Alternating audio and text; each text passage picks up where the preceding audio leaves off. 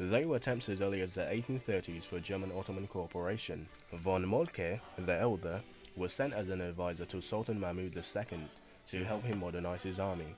This was the beginning of friendships and treaties between the Ottomans and the Germans. They had a common enemy in the form of Russia to the east, but also the British and French expansion into North Africa and the Middle East. A second attempt was made by Abdul Hamid, who wished to reform his army on the Prussian model.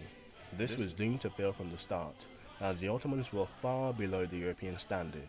A new group of officers in the 1880s, however, would emerge from the teachings of Kolmar der von Goltz in Constantinople. In 1913, after the Young Turk Revolution, a new and final attempt on the Liman von Sanders was the most promising, but also the last. He became a pasha or a Turkish marshal, the most influential officer in the empire. When World War I broke out, the Ottomans had German leadership, German arms, German artillery, German influence, and structured on the Prussian model. For a while, and on a limited scale however. A month before the Ottomans officially joined the war, von Kressenstein was sent to Syria to train an 18,000-strong Ottoman army corps, and to lead instructions for pioneers for taking the Suez Canal. In 1915, for the first attack, they carried German artillery and batteries across the Sinai Desert without being spotted or losing a single man, until the actual attack, which broke down very quickly, with Indian machine gun fire and planes that did spot them at the last minute. It really did show, however, the Ottomans could achieve a lot, but only if they were competently led. The first mission of the German Asia Corps was Pasha I, which was sent to Palestine in 1916. 15,000 men strong, of whom 150 were officers, with some Austro-Hungarian artillerymen, mostly from Croatia, which sent airplanes, field batteries, and even mining workers. This was actually seen as an adventure, instead of the trenches and the doom and gloom of the Western Front. They were in the Holy Lands with so much history, it was compared to tourism until they reached Aleppo. It was known as Plague Town for obvious reasons. Every disease you can think of: cholera, got that; typhus, got that; spotted fever, got that; Spanish flu, soon to come, also they had that, and many more. Many of the soldiers would get infected, but they had medics on hand, so they all did not die.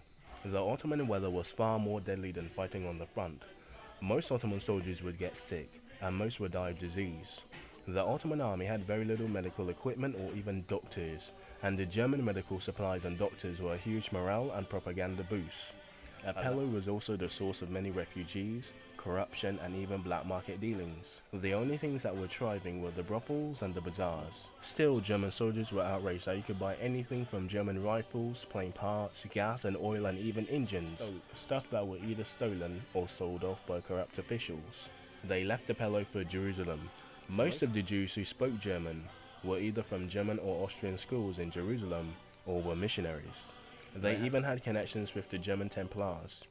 The Kaiser refused to become the official patron of the German Jewish colonies to avoid upsetting the Ottomans, of course. The Jews still welcomed the German Asia Corps with open arms. Despite temperatures that could soar above 50 degrees or 122 Fahrenheit, despite the lack of food and supplies, and the general terrible conditions, they performed well militarily. The first push to El Alaris was a success, surprising the Australians as the German aircraft took to the skies. They gained local air superiority, something they would keep until late 1917. To even get the aircraft into the Ottoman Empire, however, they had to smuggle them through their neutral Romania and neutral Bulgaria, and even went as far as to declare them circus planes or Red Cross planes. They were really needed badly at Gallipoli and the Hijaz, and supplying did take ages, and sometimes things were stolen along the way. 7 planes were sent to Baghdad. Only one could be assembled with parts that arrived with it. Same with the cars and the motor convoys. They were the most vital thing to the Ottoman supply chain. If one broke down, it would be out of action for weeks. The Austro-Hungarians also sent men to Palestine as early as 1914. They sent agents to local tribes, mostly to buy neutrality, as there were no match for the British funding. They were also in the Caucasus teaching the Ottomans how to ski. By 1916, the famous Austro-Hungarian mountain batteries had arrived. They were supporting the German right flank in Bethlehem. These men were from a multinational and multicultural empire, so they were quick and ready to open up to local customs, and were far less elitist and patronizing than the Germans. In 1917, Baghdad fell to the British. Then Enver Pasha went to Berlin and tried to sort out an offensive to retake it. They were made up from Western Front vets and Ottoman regulars to make the Yerdudum, or the Thunderbolt Army Group. But by 1918, the writing was on the wall. The British had better equipment, the Arab revolt was everywhere, and the Germans were overstretched from Bulgaria to Serbia to Montenegro to even Asia and Africa, and still had to hold two fronts, west and east, until 1917.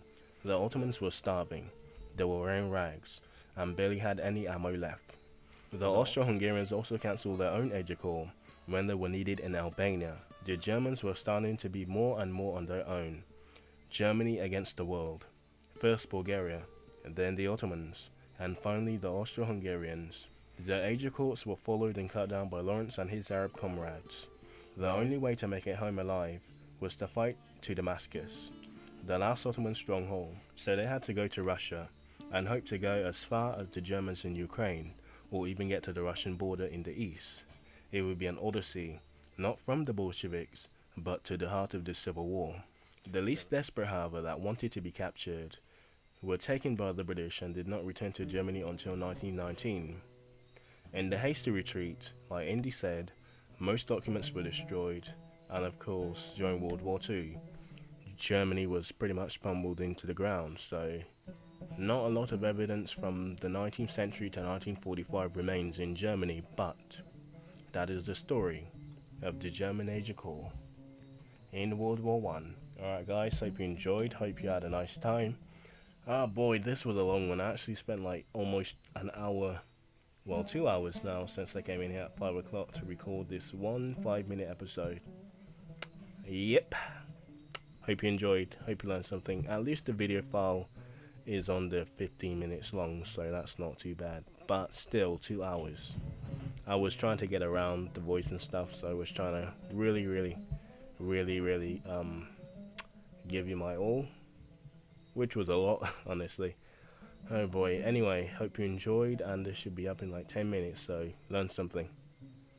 Oh boy, learn something.